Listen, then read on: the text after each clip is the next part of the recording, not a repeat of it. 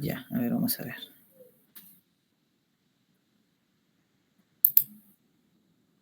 Y ahora sí se Listo. ve. Ahora se ve, ¿no? Ya. Vamos, empecemos de una vez. Bueno, muy bien. Vamos a... Ya está. Les voy a hablar un poco de lo que es anestesia fuera de quirófano, ¿no? Para nosotros, pues, nuestro lugar ideal como anestesiólogos es dar la anestesia dentro de sala de operaciones, dentro del centro quirúrgico, ¿no? En el quirófano donde están las salas, la ayuda completa de personal, ¿no? Que sabe cuando tenemos algún problema, algún paro cardíaco, que siempre lamentablemente lo hay, ¿no? Entonces, ese es nuestro lugar eh, preciado para nosotros.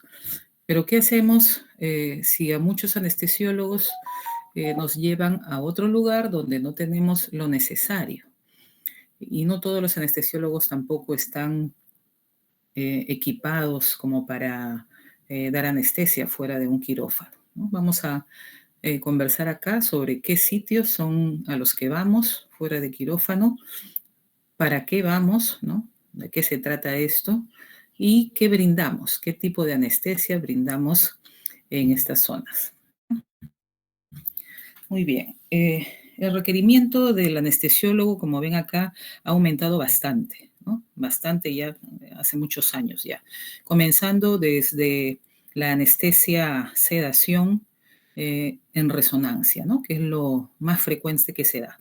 Resonancia no solo para niños, que de todas maneras hay que sedarlos, ¿no? Dormirlos, sino también para adultos, ¿no? Que hay muchas personas que sufren de claustrofobia, no quieren ingresar al tubo del resonador.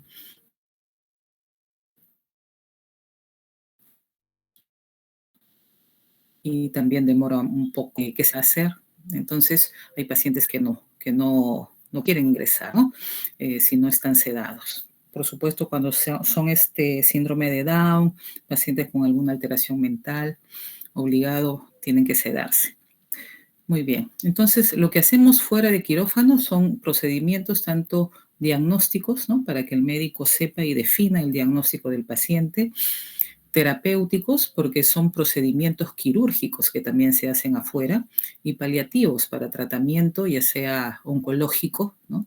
O tratamiento del dolor, ¿no? Ahora que el cáncer ha subido en porcentaje bastante, se hace bastante tratamiento oncológico con braquiterapia, ¿no? No sé si habrán escuchado, es una forma de tratamiento oncológico, ¿no? Entonces, los tipos de anestesia que brindamos son tal cual brindamos en sala de operaciones, ¿no? Desde una sedación ligera, ¿no? Sedación leve, moderada, profunda, ¿no? Hasta intubarlos bajo anestesia general.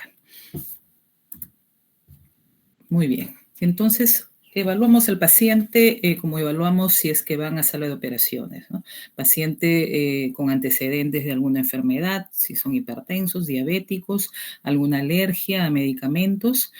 Sobre todo deben haber escuchado ustedes la alergia que tienen a la sustancia de contraste, ¿no? Hay muchos pacientes que son alérgicos a esta sustancia de yodo, ¿no? De contraste, eso también tenemos que preguntar, ¿no? La edad, porque brindamos tanto anestesia a niños o adultos, y lo que se va a realizar, ¿no? El tipo de procedimiento que se va a realizar.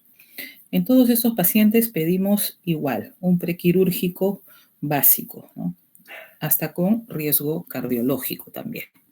Por supuesto, todos los pacientes, igual que ingresan a sala de operaciones, tienen que firmar su consentimiento de lo que le van a realizar, ¿ya? Sin consentimiento previo firmado por el paciente o por algún familiar del paciente, ¿no? Si no lo puede firmar él, tiene que estar escrito y puesto en la historia clínica, ¿no? Esto es muy importante. Muy bien. Pero no todos los lugares donde vamos, ¿no? Fuera de sala de operaciones, tienen lo necesario, ¿no?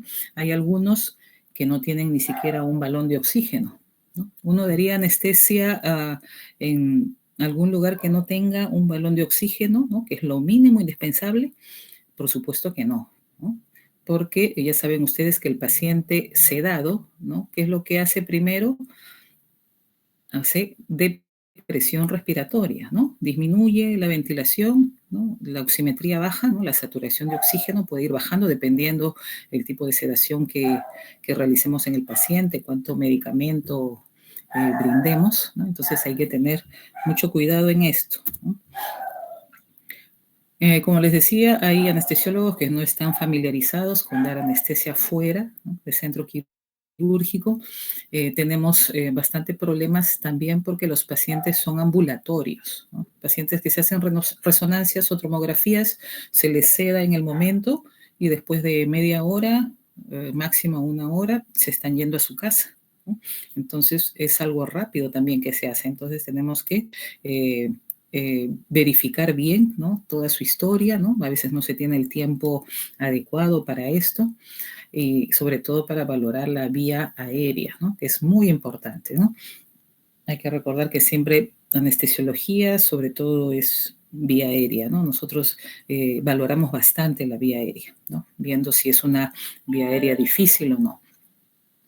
Hay lugares, como les digo, que no tienen ni un balón de oxígeno, ¿no? Pacientes que vienen y si se le va a poner la sustancia de contraste, se le tiene que poner una vía endovenosa, ¿no? No tenemos la ayuda a veces de la enfermera. Antes no había ni enfermera que nos ayudara en estos sitios, ¿no?, que generalmente son sótanos o sitios alejados donde uno brinda la anestesia, ¿no?, alejados del centro quirúrgico, ¿no? Entonces necesitamos nuestro visualizador de venas, necesitamos a veces ayuda de alguna enfermera, por ejemplo, de neonatología, ¿no?, si hay vías endovenosas difíciles en niños, o si no también dormir a los niños, ¿no?, para poder ponerles posteriormente una vía endovenosa, ¿no?, si el procedimiento es con contraste. Igualmente, todo procedimiento que sea con anestesia mínima, ¿no?, una sedación ligera, tiene que tener una vía endovenosa. Todos, ¿no?, todos los pacientes. Vía endovenosa prequirúrgico. Muy bien. Seguimos.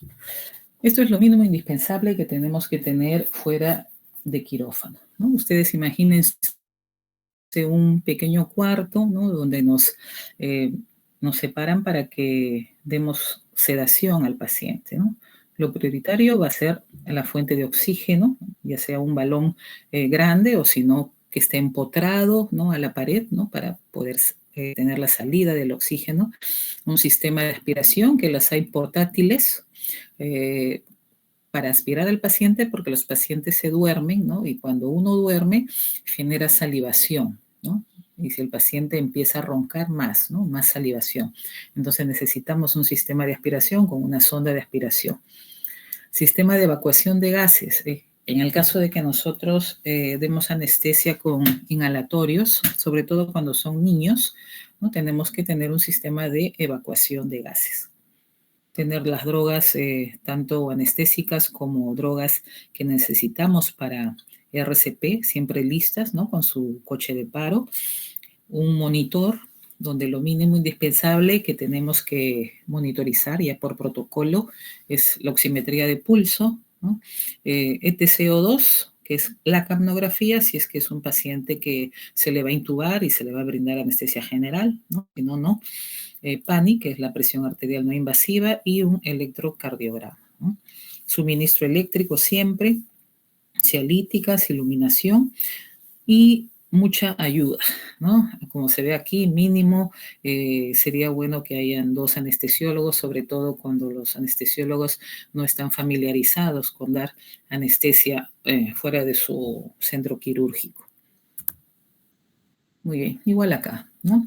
¿Qué pasaría si no tuviéramos estos instrumentos, ¿no?, o la sala indispensable con todo lo que les he comentado en la anterior diapositiva, ¿no? Si no tenemos lo mínimo indispensable, ¿qué hacemos? Trasladamos al paciente, ¿no? Si no hay lo necesario, no arriesgamos nada, no arriesgamos al paciente y lo trasladamos, ¿no?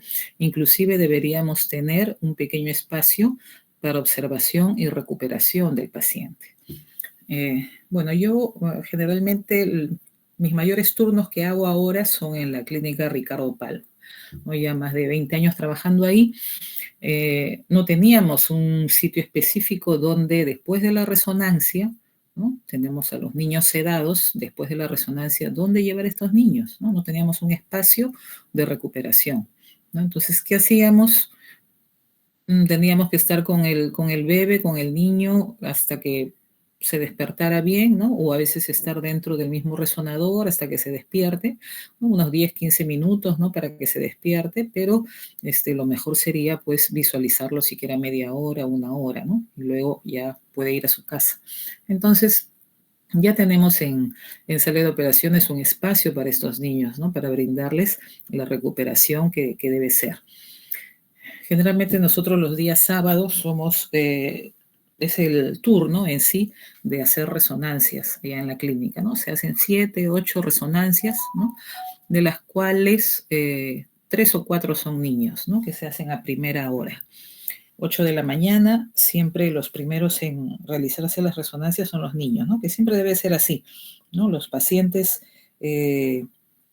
niños, la mejor hora para operarse o hacerse algún procedimiento es a primera hora, ¿no? En la mañana, 7, 8 de la mañana, por el ayuno, ¿no? Por el ayuno respectivo. Muy bien, entonces vamos a ver acá los procedimientos que se realizan fuera de quirófano, ¿no? Tanto diagnóstico terapéutico o también de urgencia, ¿no? Seguro ustedes han escuchado llamar en clínicas o en hospitales, ¿no? Código rojo o código Rockefeller, ¿no? Que nos llaman a los anestesiólogos para hacer la intubación endotraqueal fuera de quirófano, ¿no? Shock trauma, o puede ser en hospitalización, también en piso, ¿no? Que hemos tenido que ir para hacer la intubación, ¿ya? Entonces, esos son ya, pues, llamados de urgencia en sí, ¿no?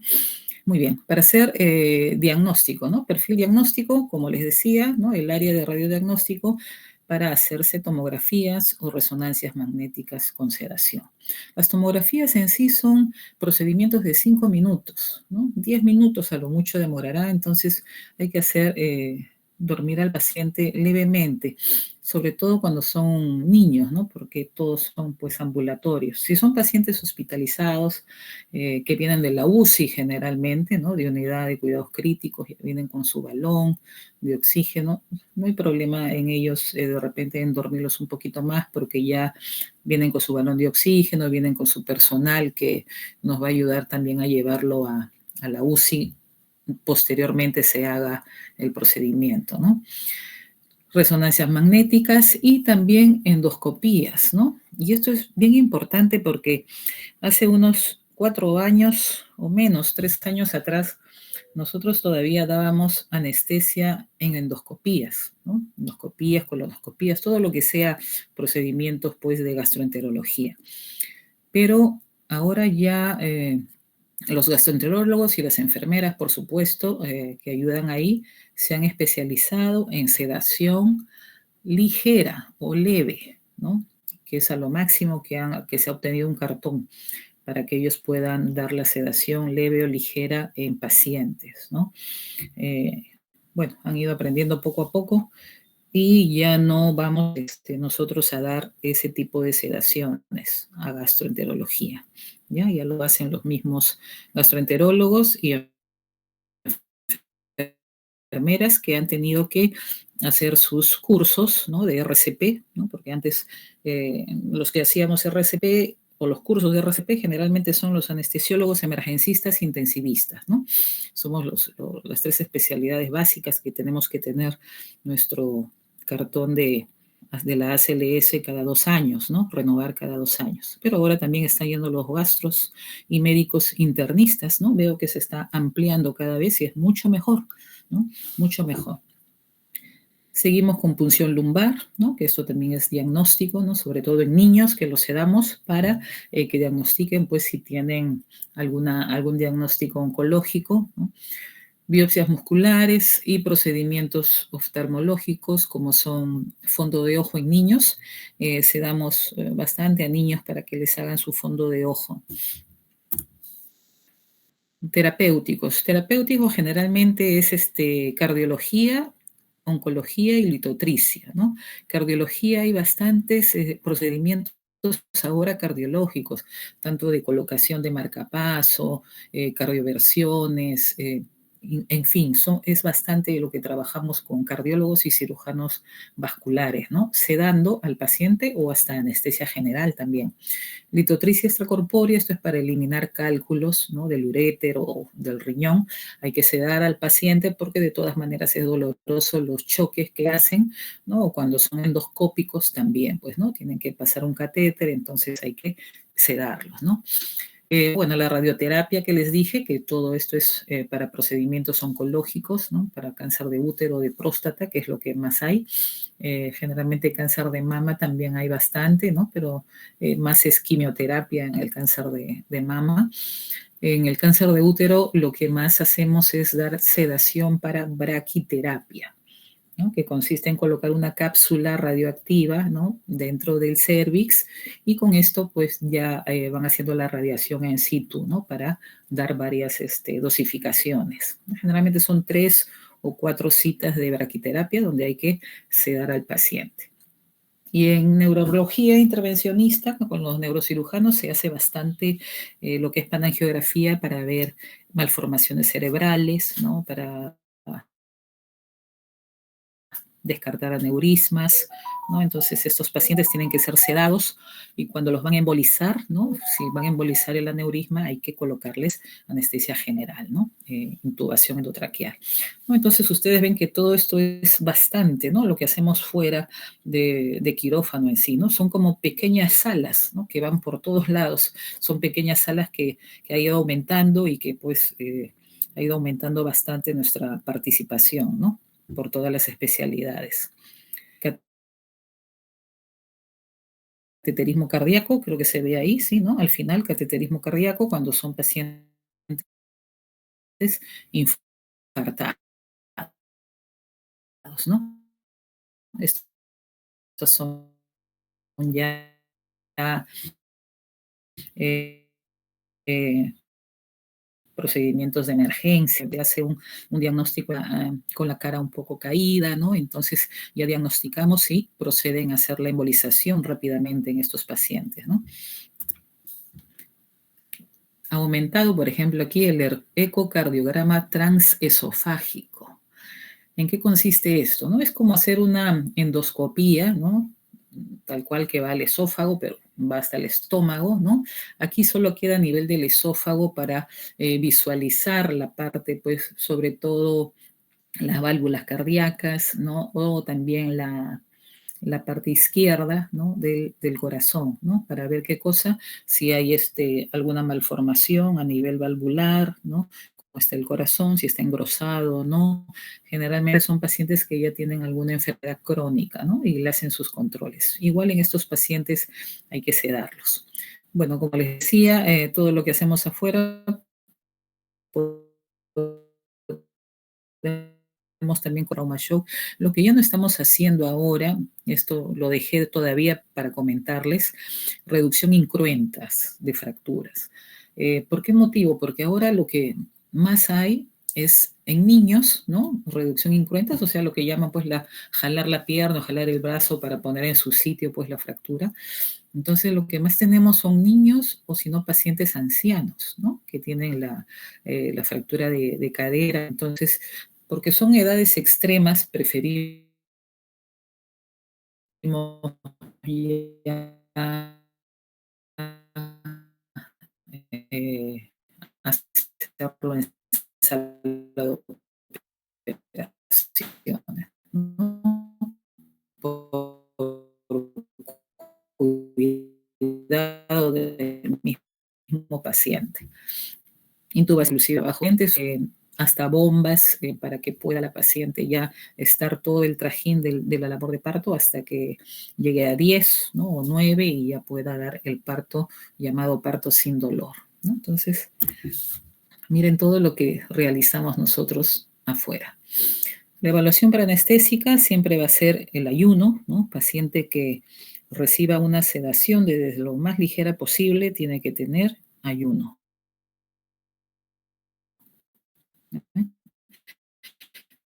Sus 8 horas mínimas al paciente, evaluar pues según su patología, comorbilidades, alergias que tenga, ya evaluamos la vía aérea, ¿no? si es una vía aérea difícil, cómo está el paciente, si va a necesitar anestesia general, qué tipo de anestesia necesita. En todo esto ya entra la evaluación preanestésica. Y como les decía, la firma del consentimiento, ¿no? Es muy importante que el paciente sepa lo que se va a realizar, ¿no? Sepa el tipo de anestesia que se le va a dar y que firme el consentimiento, ¿no? Ya. Muy bien, les hablaba acá de la vía aérea, ¿no? Tenemos una escala muy conocida, que es la escala de Malampati. No sé si les habrá venido en el examen de repente, me hablaron algo que vino, algo de vía aérea, que nosotros evaluamos al paciente haciéndolo sentar y diciéndole que abra la boca, ¿no? Entonces, vemos acá las clases según la dificultad que va a haber posteriormente de la vía aérea, ¿no? Tenemos la clase 1, que uno ovula hacia el paladar. En la clase ya no vemos algo de paladar duro ya, ¿no? Ya no vemos el paladar ni blando, ni la úvula, nada, ¿no? Entonces, por supuesto, la clase 3 y la clase 4 van a ser intubaciones difíciles, ¿no? Y esto lo vemos ya en consultorio o en algún sitio, por ejemplo, si es ambulatorio, que nos den un pequeño espacio donde poder evaluar al paciente. Eso es para ver vía aérea difícil. Muy bien, en lo que es premedicación, generalmente, ¿qué le decimos al paciente? Que tenga su ayuno, ¿no? Lo primero, si es un paciente que es anticoagulado, por ejemplo, o que tome algún medicamento para la presión arterial, es el único medicamento en sí que le decimos al paciente que siga tomando, ¿no? Su tratamiento para la presión arterial, y anticoagulantes sí rescindimos de eso, ¿no? De que no tome. Va a depender mucho de qué anticoagulante sea, ¿no? Porque ya ahora también ya la aspirina ya no hay necesidad de decirle que no tome, ¿no? Pero vamos viendo con qué anticoagulante está. A ver, seguimos. El monitoreo que se realiza, ¿no? Vamos a ver un paciente, por ejemplo, a ver que se está realizando una colocación de marcapaso, ¿no? Por decir. Colocación de marcapaso, ya más o menos sabemos que va a ser un paciente, no sé, de 60, 70, 80 años, ¿no? Es muy raro la colocación de marcapaso a una persona joven, entonces, y es un adulto mayor, ¿no? Lo estandarizado es electrocardiograma, ¿no? Colocarle su monitor de electrocardiograma, su oximetría de pulso y también su presión arterial, ¿no? No invasiva. La capnografía va a ser siempre en pacientes que sean anestesia general, ¿no? Pacientes intubados con un tubo endotraqueal o con máscara laringea, que ya hemos visto con los chicos que ya estamos haciendo simuladores, ¿no? Entonces, en estos casos sí se necesita capnografía. Pero cuando son sedaciones, su electrocardiograma, oximetría de pulso y su presión arterial no invasiva, ¿no? Esto es ya como protocolo, lo mínimo que debemos de tener. En tomografía podemos poner todo este tipo de monitoreo, ¿no? Porque puede entrar el aparato, no es afectado por la radiación, ¿no? Entonces puede ponerse. Pero cuando hacemos resonancia, ¿no? Que es lo más frecuente, como ya les dije que realizamos, los monitores deben ser no ferromagnéticos, ¿no? Porque generalmente los monitores son ferromagnéticos, ¿no? Son de fierro, entonces son atraídos por el resonador, ¿no? Entonces, esto es un riesgo para el paciente y para el personal, ¿no? Uno tiene que entrar al resonador absolutamente sin nada metálico, ¿no? Sin nada metálico. Inclusive, cuando hemos entrado a dar anestesia, ¿no? El brasier tiene un pequeño fierrito, ¿no? Entonces nos jala el resonador, ¿no? El orificio donde está toda la radiación nos jala, entonces hay que tener mucho cuidado, ¿no? De tener, bueno, el celular, todas esas cosas, todo se queda afuera, pues, ¿no? Las llaves, todo. Pero ¿cómo hacemos entonces para monitorizar estos pacientes, ¿no? ¿Cómo hacemos? Bueno, acá dice que no ingresar, lo que ya les dije, ¿no? Un resonador, ningún material ferromagnético, ¿no? Lo que le llaman proyectil, ¿no? Porque una vez nos pasó que el técnico tenía su tijera, ¿no? Quería cortar, no sé, el esparadrapo, no sé qué cosa quería cortar, y este resonador te jala, la tijera lo jaló y se pegó contra el resonador, ¿no? Imagínense si alguien pues hubiera estado ahí, no sé, ¿no? Es bien peligroso, ¿no? Entonces hay que tener mucho cuidado con eso, ¿no? En un resonador, nada metálico, nada metálico.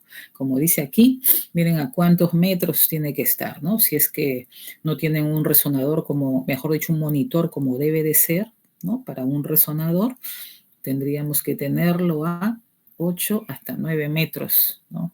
De espacio, pues para que no lo jale el imán, ¿no? Que es un imán en sí, este resonador.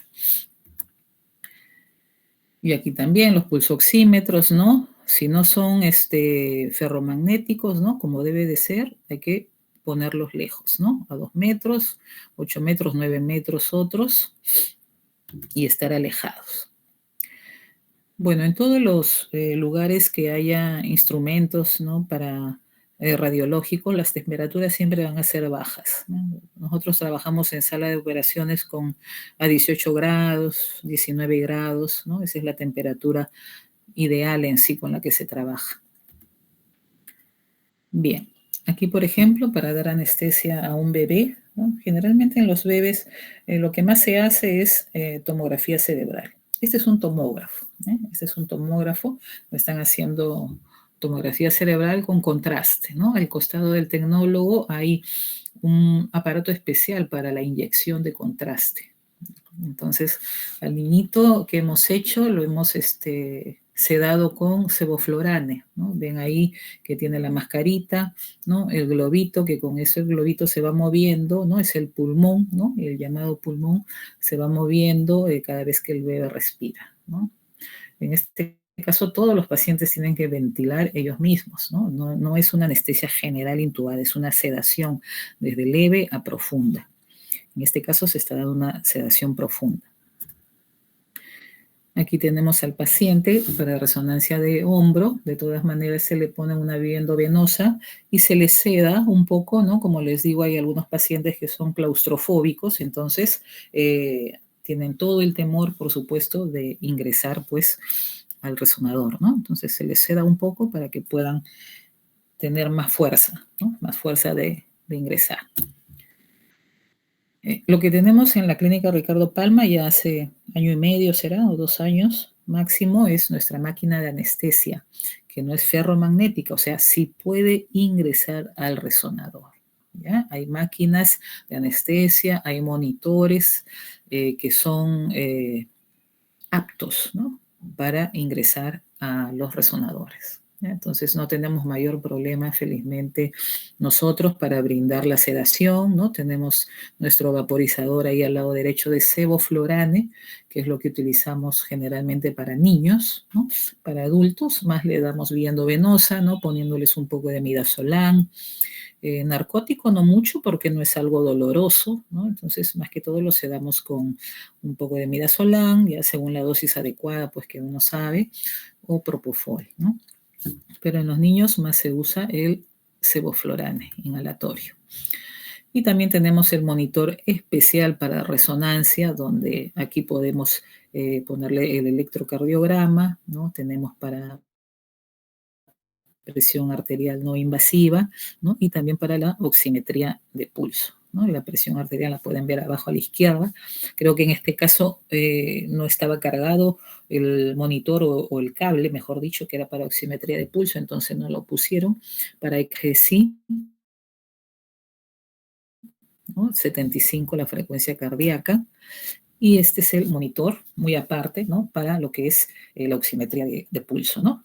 Como ven ahí, estaba con 74 de frecuencia cardíaca y 98, 99 de saturación.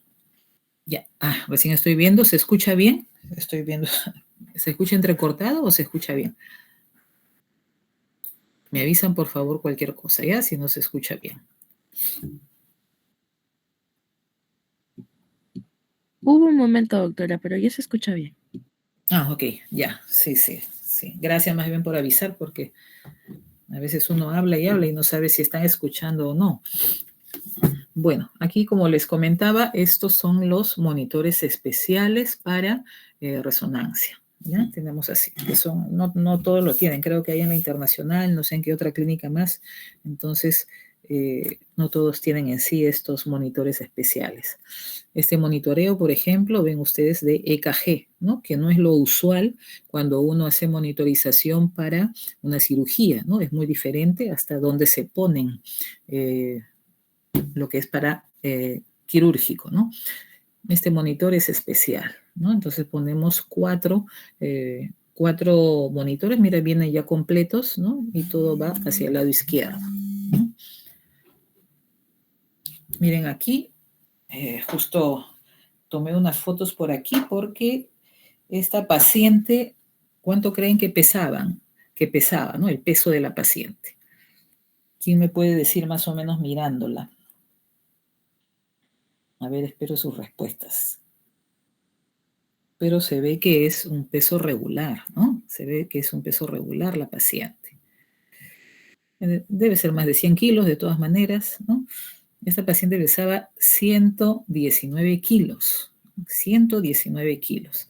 Era una paciente que se iba a hacer una resonancia cerebral, ¿no? Una resonancia cerebral. En estos pacientes, como ven, tiene todo lo que los indicadores para intubación difícil, ¿no? En la vida iba a ser una anestesia general. Miren el cuello que tiene, ¿no? El mentón que tiene, la circunferencia del cuello también mayor de lo que debe ser, ¿no? Entonces, mucho cuidado para sedar a estos pacientes, ¿no? Dormir a los pacientes. Entonces, lo que hice fue brindarle sedación mixta, ¿no? Un poco por vía endovenosa, ¿no? Para que vaya durmiendo lentamente y luego por vía inhalatoria, ¿no? Por supuesto que ventile la paciente misma, ¿ya? Entonces, imagínense si uno no tuviera lo necesario, ¿no? En un sitio tan alejado, ¿no? Porque esto es un sótano donde hacemos la resonancia, es un sótano. Y vamos con el técnico, ¿no? El técnico de enfermería, tenemos una ayuda de nuestro técnico, que nuestro técnico tiene que saber hasta lo que vamos a pensar después, ¿no? Tiene que ser el técnico más especializado que tengamos para que baje con nosotros, porque su ayuda es completamente necesaria, ¿no? Bueno, lo bueno también ahí tenemos una enfermera, ¿no? Que es de resonancia, ¿no? Entonces, que es la que ayuda con las vías endovenosas, también nos ayuda monitorizando al paciente. La verdad que tenemos bastante ayuda en esa parte, ¿no?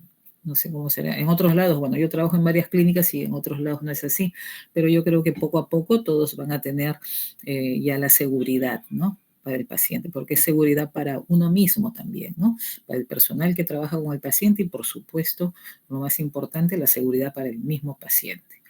Muy bien, aquí tenemos en lo que es lo llamado hemodinamia, ¿no? O cineangiografía, ¿no? Con los cirujanos vasculares, para un niño poniéndole un catéter central pero femoral, ¿ya?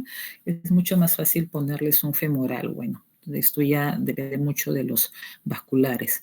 En estos niñitos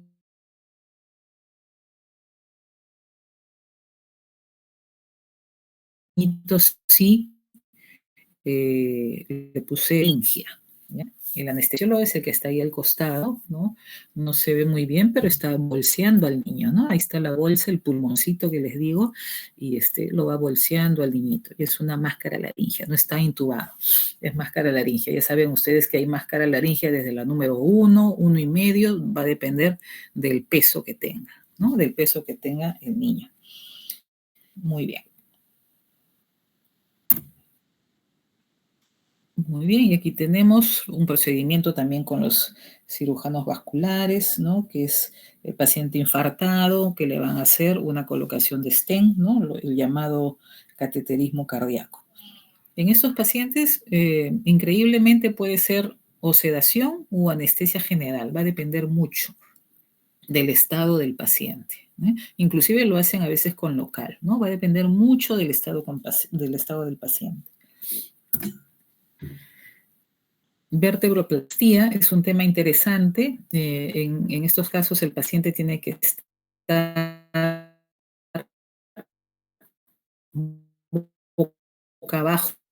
Vertebroplastía se hace a toda la zona de la columna, en pacientes que pues generalmente llegan chicos jóvenes, ¿no? Estos albañiles que hacen sin seguridad, pintan, ¿no? Pintores también, entonces se caen de un tercer, cuarto, quinto piso y se fractura la columna, ¿no? En estos casos ingresan, o si no, los pacientes adultos mayores, los abuelitos de 80, 90 años, ¿no? Ya con fractura o aplastamiento vertebral, entonces ponemos acá una sustancia, ¿no? Que va a hacer que las vértebras no estén aplastadas, ¿no? Y puedan tener su tamaño y también esté instrumentada, como ven ahí, ¿no? Dejan algunos tornillos y todo esto lo hacemos o con anestesia general o con sedación. Generalmente en los pacientes adultos mayores, como no aguantan mucho, pues también por el dolor que tienen estar boca abajo, ¿no? Generalmente los intubamos, ¿no?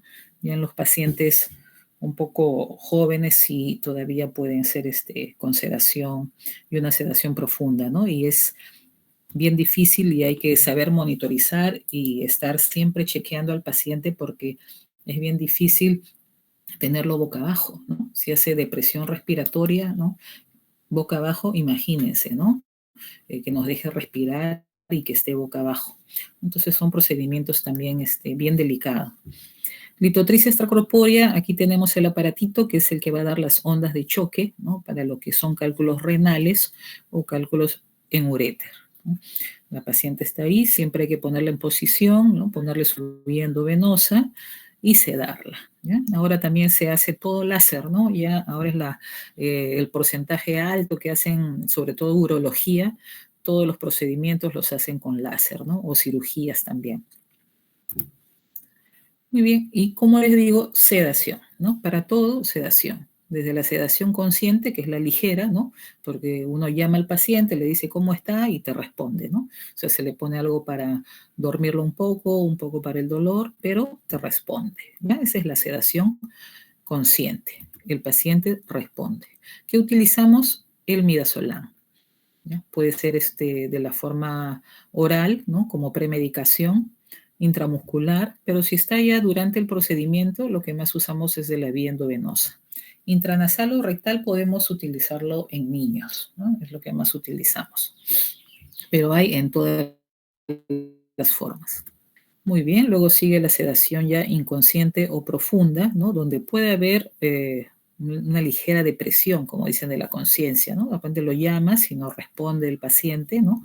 No despierta muy fácilmente, ¿no? Pero la vía aérea está libre porque sí ventila espontáneamente, ¿no? Su saturación también puede estar en más de 95, 96. ¿Qué utilizamos para los procedimientos que ya requieran algo más, ¿no? Por ejemplo, para resonancias, como les digo, tomografías. Fentanilo lo usamos en procedimientos que haya dolor en el paciente, ¿no? Entonces tenemos que usar algún narcótico aparte de sus medicamentos analgésicos, ¿no? Bueno, fentanilo, fármaco opioide, ¿no? Más usado para el alivio del dolor, es 100 veces más potente que la morfina, ¿no? Lamentablemente ahora lo están usando para otros casos, ¿no? Como ya deben saber ustedes, hay varias personas que venden el fentanilo, pues, en una parte, o un mercado, mejor dicho, que no debería ser, ¿no? Hay que tener mucho cuidado con el fentanilo. Nos hace una depresión respiratoria y uno puede morir, ¿no? Mejor que no sepan ni la dosis. Pasamos, ¿no? Entonces, eso también usamos, el fentanilo, para sedación profunda, ¿no? Ya el paciente está dormido, ¿no? Con sedación profunda, el paciente no te va a responder, podemos ponerle un dispositivo de vía aérea, ¿no? Pero tenerlo también ventilando con un dispositivo, ¿no? Pero es mucho mejor ya con sedación profunda su dispositivo de vía aérea para que esté segura y bien monitorizada. Por ejemplo, la sedación profunda no pueden poner los gastroenterólogos ni las enfermeras de gastroenterología. Esto es muy importante. Ellos solo ponen hasta sedación ligera o consciente, como han visto ahí, ¿no? Ligera o consciente. Bueno, y anestesia general, que ya es con la inconsciencia, ¿no? Ya se acompaña de presión respiratoria, pues el paciente no respira, ¿no? Por supuesto, la frecuencia cardíaca nosotros la visualizamos, la tenemos que estar monitorizando siempre, ¿no? No hay estímulo, pues no hay respuesta al estímulo físico ni órdenes verbales, el paciente está pues dormido, ¿no? Muy bien, esta es la escala de Ramsay para sedación, ¿no? ¿Qué se evalúa aquí? La sedación del paciente, ¿no? Según las puntuaciones, por ejemplo, como ven abajo, de 2 a 4 es una aceptable sedación, ¿no? Es una aceptable sedación, de 5 a 6 es una sedación excesiva, ¿no? Que puede haber depresión respiratoria.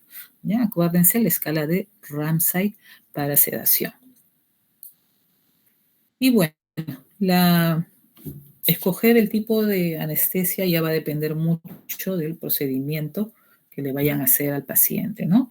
De las enfermedades también que tenga el paciente, ¿no? Muy bien. La sedación consciente, como ya les dije, es lo más frecuente que se usa en lo que son pacientes fuera de quirófano, ¿no? Como se ve ahí, resonancia magnética o también en tomografía. Sedación profunda, ¿para qué casos? Cuando van a ser procedimientos dolorosos, de larga duración. Por ejemplo, un ejemplo, ¿no? La colocación del marcapaso debe ser una sedación un poco profunda. El paciente va a sentir dolor en el momento en que coloquen el aparato, pero se trabaja con el cardiólogo diciéndole que le ponga pues anestesia local, ¿no? Se le va diciendo cada cierto tiempo, más o menos ya ustedes saben cuánto puede durar la lidocaína, ¿no? Entonces, cada cierto tiempo le va poniendo el anestésico local, ¿no? Y uno lo va sedando, le va poniendo su analgésico, ¿no? Para que el paciente esté tranquilo. Y ese es en un caso, por ejemplo, en colocación de marcapaso, que también es algo muy frecuente de realizar, ¿no? La colocación de marcapaso. Muy bien.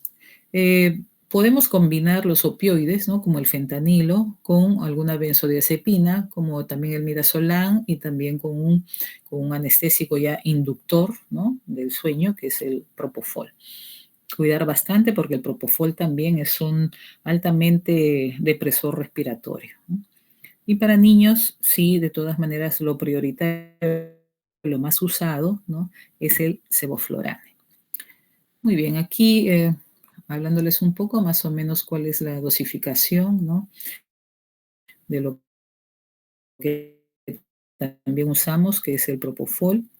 El único problema del propofol es que causa un poco de dolor al ponerlo endovenoso, ¿no? Que es su forma en sí de ponerlo. Entonces hay que ponerle un bolo de lidocaína, ¿no? Antes de ingresar el propofol. El sevoflurane, ¿no? Número 1 para niños, ¿no? Y por supuesto, la recuperación, ¿no? Siempre tenemos que tener un espacio para recuperar estos pacientes, ¿no? Ustedes ya están viendo todos los medicamentos que usamos para sedar a los pacientes, ¿no? Ya van viendo de qué manera lo usamos, ¿no? Qué tipo de anestesia se va poniendo o realizando. Entonces, el paciente debe de descansar por lo menos una media hora a una hora, ¿no? No es como en sala de operaciones que ya protocolizado el paciente después de operarse va a recuperación y se queda 2 horas mínimo, ¿no? Antes de subir a su habitación.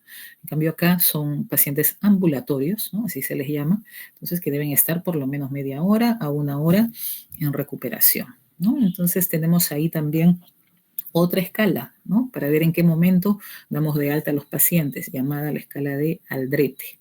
¿Ya? Esta es la escala de Aldrete ya para recuperación, egreso de los pacientes de alta. ¿Ya? Muy bien. Entonces tenemos acá sobre la función dar de alta a los pacientes. Vamos avanzando para no demorarnos mucho. Las complicaciones, como ya les dije, lo primero, desaturación, ¿no? ¿Por qué desaturación? Porque el paciente no ventila, ¿no? Hay una depresión respiratoria. Lo que no queremos y puede haber un laringoespasmo. Si uno no ha sedado bien al paciente, puede hacer un laringoespasmo, se puede atorar con su misma saliva. Si son pacientes obesos, es mucho peor, ¿no? Son pacientes de repente roncadores, mucho peor también, pueden hacer un laringoespasmo, ¿no? La misma secreción del paciente hace que se espasme, ¿no? Si es un paciente que no tiene el ayuno respectivo, ¿no? A veces hay pacientes que mienten, ¿no? Ahora menos, felizmente, entonces puede vomitar, ¿no? Si está con el estómago lleno. Entonces, eso también puede ser una complicación. Sedación prolongada, de repente el paciente no despierta en los minutos que debería despertar, ¿no? Después del procedimiento. Se queda dormido largo tiempo, también es otra complicación, ¿no? Va a despertar de todas maneras, pero se queda pues dormido mucho más de lo que debería ser, ¿no? Obstrucción de vía aérea, apnea y muerte, por supuesto que no queremos eso, ¿no? Y las complicaciones, por supuesto, por las múltiples drogas que nosotros ponemos, ¿no? Errores en la dosis, monitoreo insuficiente o el alta prematura, ¿no? Como les dije, la recuperación debe tener su tiempo.